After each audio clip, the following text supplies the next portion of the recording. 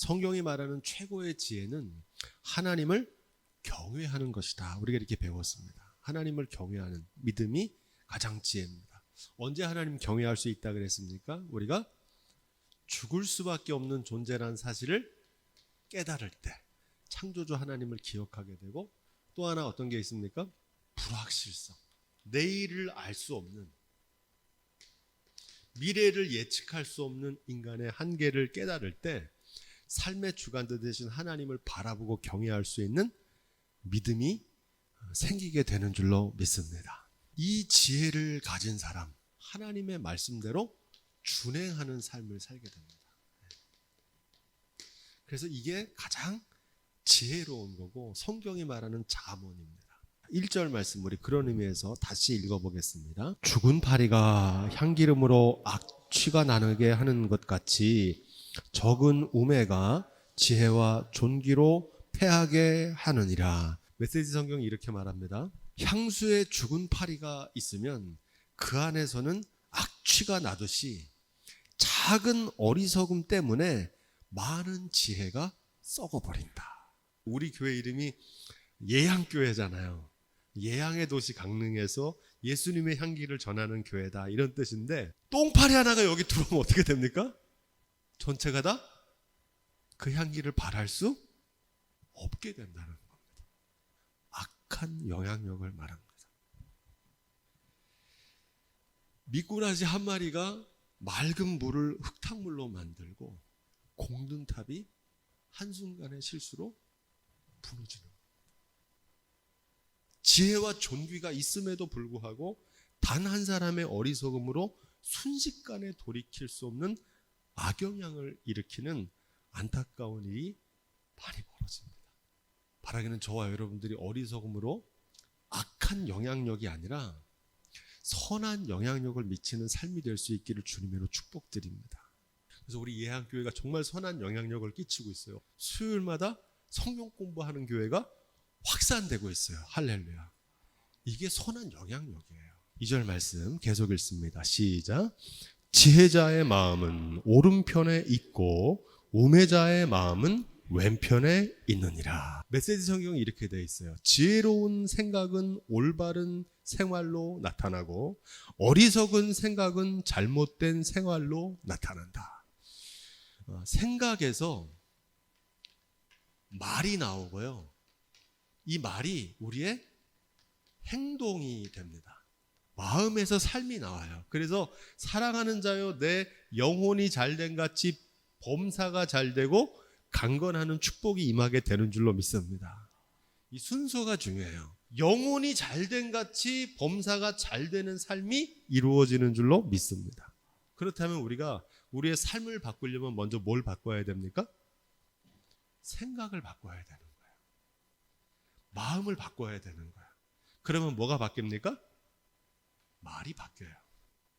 말이 바뀌면 그 다음에 행동이 바뀌고 우리의 삶이 변화되는 줄로 믿습니다. 우리의 중심을 보시는 하나님 앞에 우리의 중심을 날마다 반듯하게 세워나가는 신앙생활이 될 수 있기를 주님의 이름으로 축복드립니다.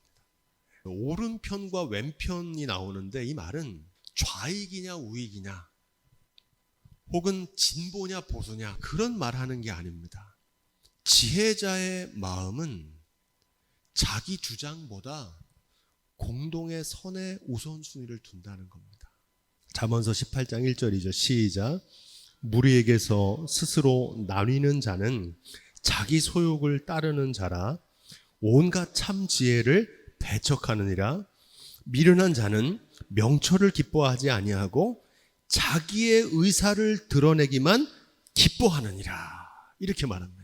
무리가 다 이렇게 가고 있는데 자기 혼자 절로 가는 거예요. 사람들이 다 저 앞으로 가는데 자기 혼자 옆으로 가는 거예요. 왜 그런 유별날 행동을 할까요? 자기가 돋보이고 싶은 거예요. 신앙생활은 독창이 아니라 합창이라고 말씀드렸잖아요. 합창은 내 목소리를 드러내는 게 아닙니다. 어떻게 하면 합창을 잘하는 거냐면 내 목소리가 안 들려야 돼.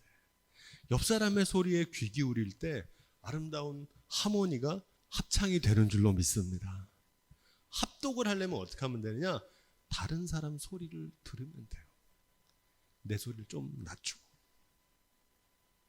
그게 지혜로운 사람이라는 거예요. 근데 미련한 자는 어떻게 하자는 겁니까? 그 명철을 기뻐하지 않고 자기 의사를 드러내는 것만 기뻐하다는 거예요. 내 주장이 관철돼야 되는 거예요. 지혜자의 마음은 갈등과 분열보다 연합과 하나 되는데 마음을 둔다는 겁니다. 이게 지혜로운 사람의 마음이에요. 다른 사람을 비난하기보다 자기 자신을 성찰하고 반성하는 사람이에요. 비판하는 것보다 대안을 만드는 것이 더 귀하다고 생각하는 사람이 지혜로운 사람이에요. 잠언서 12장 6절은 이렇게 말합니다. 악인의 말은 피를 흘리자 하는 것이오니와 정직자의 입은 사람을 구원하느니라.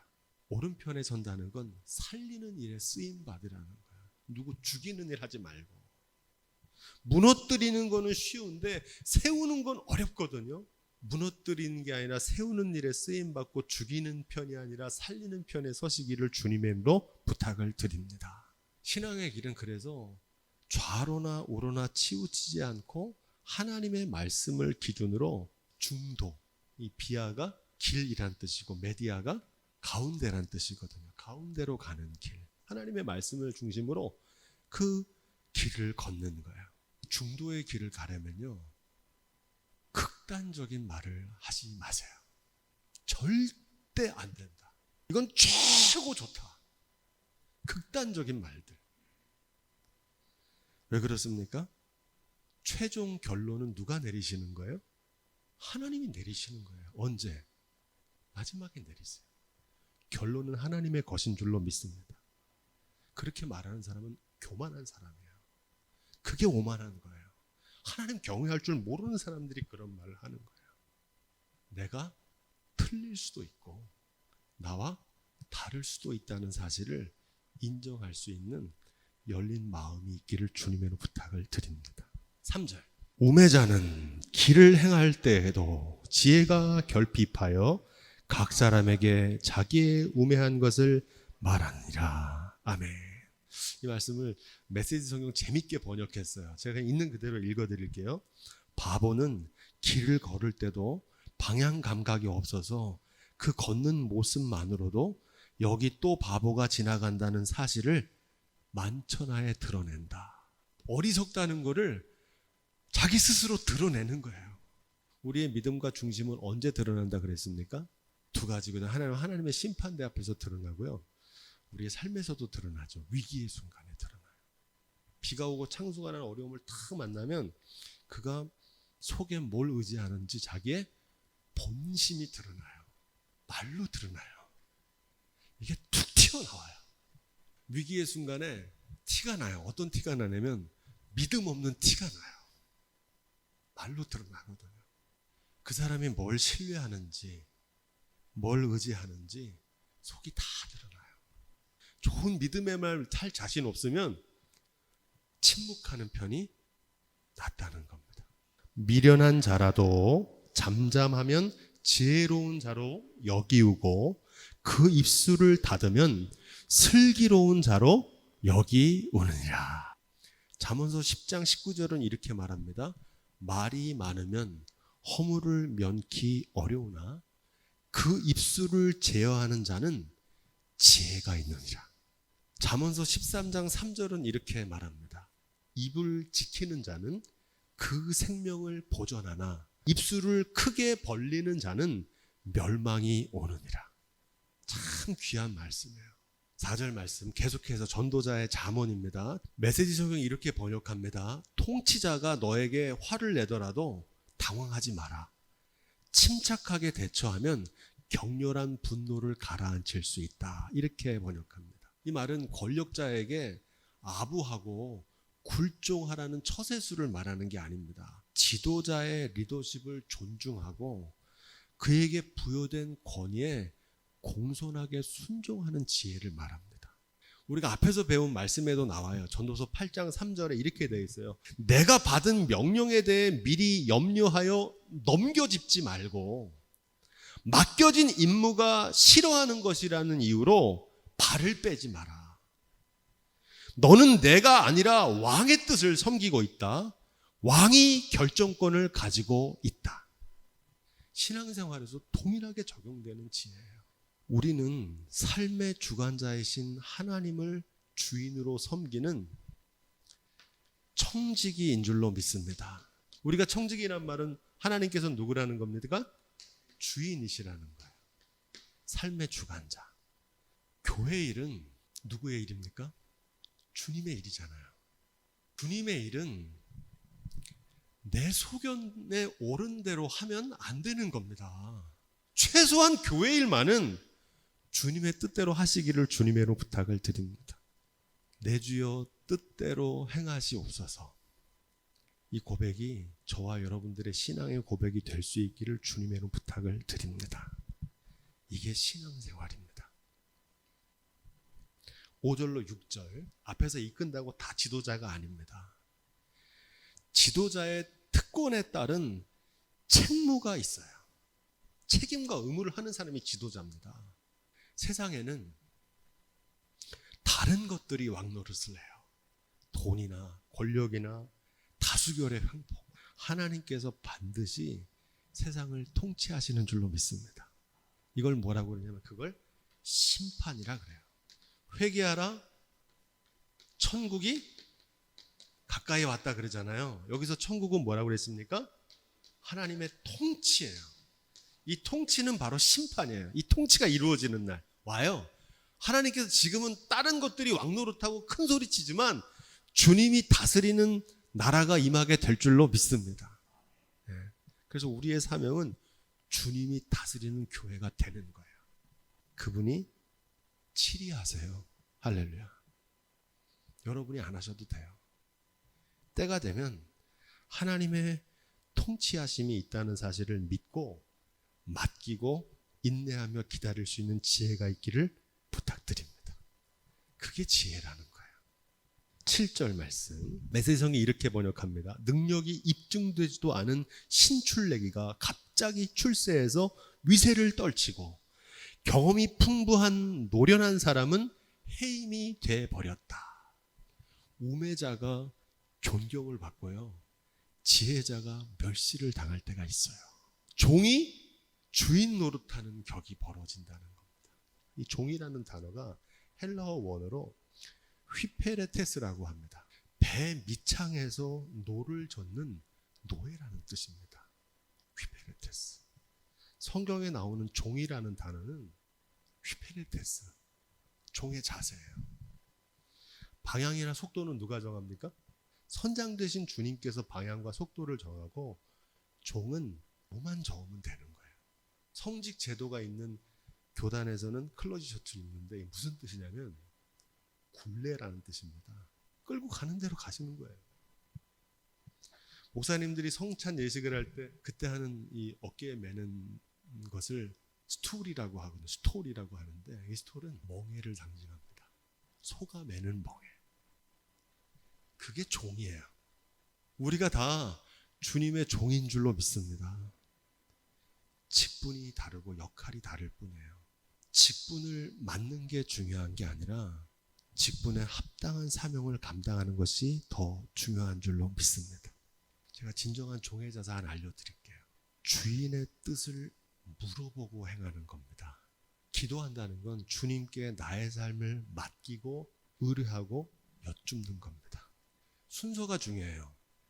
여쭤보고 행하는 겁니다. 그런데 반대로 하는 분이 있어요. 먼저 행해요, 일단. 그리고 통보해요. 내가 이렇게 했는데 어떠세요? 이건 순종이 아니에요. 종은 그러면 될까요, 안 될까요? 그건 종이 아니에요. 제가 그렇게 하는 이유는 여러분, 내 뜻이 이루어지는 게 좋겠습니까? 주님의 뜻이 이루어지는 게 좋습니까? 주님 뜻대로 되는 게 좋잖아요. 그러니까 주님께 물어보는 거예요. 끝까지 본인 뜻대로 하겠다. 내 뜻대로 하는 주인이 아니라 주님의 종으로 살아가는 저와 여러분들이 될 수 있기를 주님으로 축복드립니다. 8절로 9절 메시지성이 이렇게 되어 있습니다. 조심하여라. 내가 놓은 덫에 네가 걸릴 수 있다. 주의하여라. 내 공범이 너를 배반할 수 있다. 안전이 제일이다. 돌을 떠내던 사람은 떠내다가 그 돌에 다칠 수 있다. 정신을 바짝 차려라. 나무를 베는 사람은 나무를 베다가 다치기 십상이다. 이게 무슨 말입니까? 제가 좋아하는 고사성어 중에 순망치안이란 말을 참 좋아해요. 순망치안. 입술이 없으면 이가 시리다는 얘기입니다. 다른 사람을 공격하면요, 그게 부메랑처럼 결국 나 자신에게 돌아온다는 거예요. 남의 무덤을 파는 거는 스스로 자기가 들어갈 무덤을 파는 격이라는 겁니다. 온 세상이 서로 하나로 연결되어 있기 때문에 그래요. 주님의 교회도 한 몸인 줄로 믿습니다.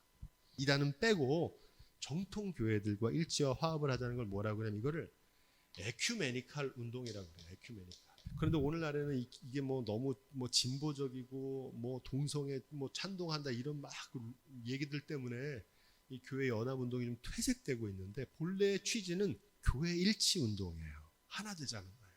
소중한 정신입니다. 뭘 얘기하려고 그러냐면 이 에큐메니칼의 어원이 오이쿠메네라 그러거든요. 한 몸이란 뜻이에요. 한 배를 탄 사람들.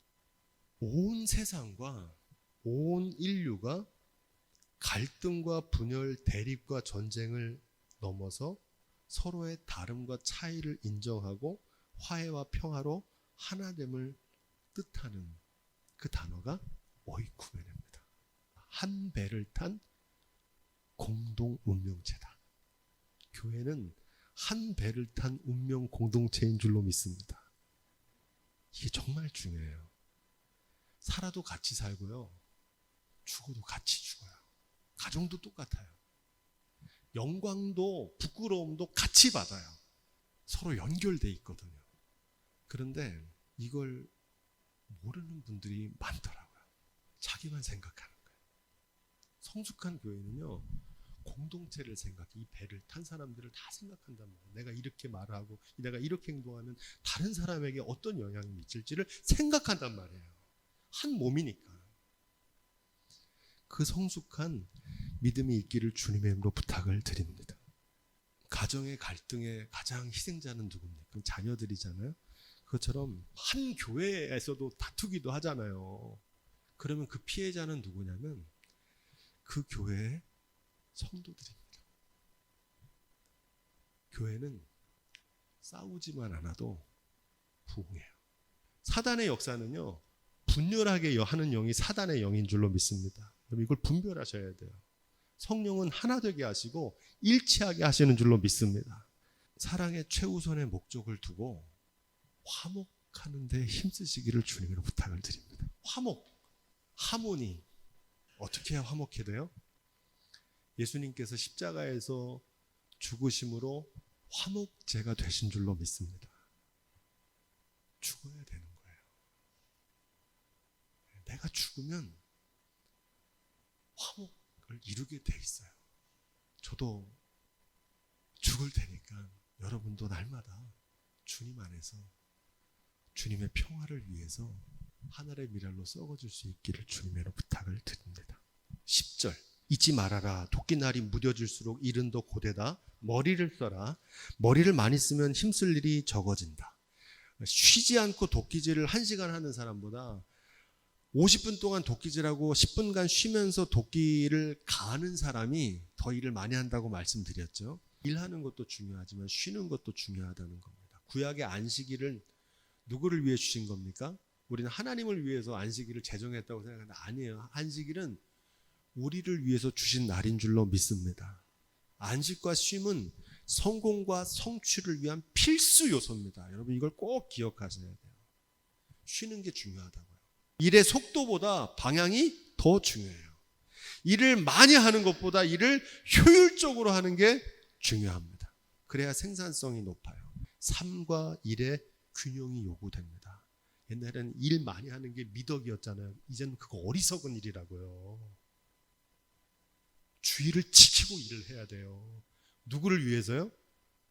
나를 위해서. 그래야 오래 일을 할 수 있잖아요. 바쁠수록 그래서 기도하셔야 되는 거예요. 할렐루야.